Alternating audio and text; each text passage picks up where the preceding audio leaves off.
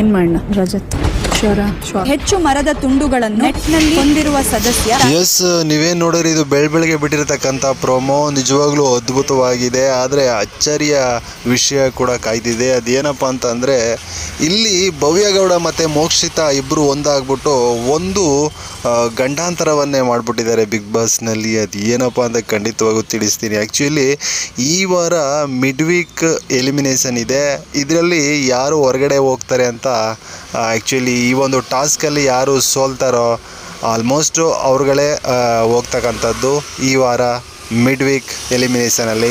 ಆದರೆ ಇಲ್ಲಿ ಇವರಿಬ್ಬರು ಒಂದು ಕುತಂತ್ರವನ್ನು ಮಾಡ್ತಾರೆ.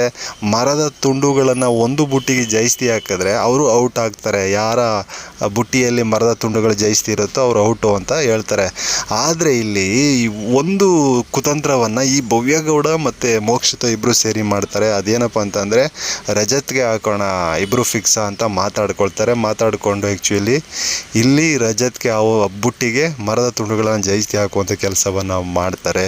ಆ್ಯಕ್ಚುಲಿ ಇಲ್ಲಿ ಆ ಒಂದು ಕೆಲಸ ಮಾಡಿದ ಮೇಲೆ ಅದು ಹೇಗೋ ಗೊತ್ತಿಲ್ಲ, ಇಲ್ಲಿ ರಜತ್ಗೆ ಗೊತ್ತಾಗ್ಬಿಡುತ್ತೆ. ರಜತ್ ಅದ್ರ ಬಗ್ಗೆ ಎಲ್ಲ ನೀಟಾಗಿ ಮಾತಾಡ್ತಾನೆ. ಹಾಗೆ ಇಲ್ಲಿ ತ್ರಿವಿಕ್ರಮು ಕೂಡ ತಿರುಗಿ ಬಿಡ್ತಾನೆ ಇವರ ಇಬ್ಬರ ನಡುವೆ. ಮೋಕ್ಷಿತಗಂತೂ ತುಂಬ ತರಾಟಾಗಿ ತೆಗೆದುಕೊಳ್ತಾನೆ ತ್ರಿವಿಕ್ರಮು. ಎಸ್, ಅಂದಾಗೆ ಈ ವಾರ ಯಾರು ನಿಜವಾಗ್ಲೂ ಮಿಡ್ ವೀಕ್ ಎಲಿಮಿನೇಷನಿಂದ ಹೊರಗಡೆ ಹೋಗ್ತಾರೆ ಅಂತ ನಾವೆಲ್ಲರೂ ಕೂಡ ಕಾಯ್ದು ನೋಡಬೇಕಾಗಿದೆ. ಒಂದು ವೇಳೆ ರಜತ್ ಹೊರಗಡೆ ಹೋಗ್ತಾನ, ಯಾರು ಹೋಗ್ತಾರೆ ಕಾಯ್ದು ನೋಡೋಣ. ನಿಮ್ಗೇನು ಅನ್ನಿಸ್ತಿದೆ ಕಮೆಂಟ್ ಮಾಡಿ.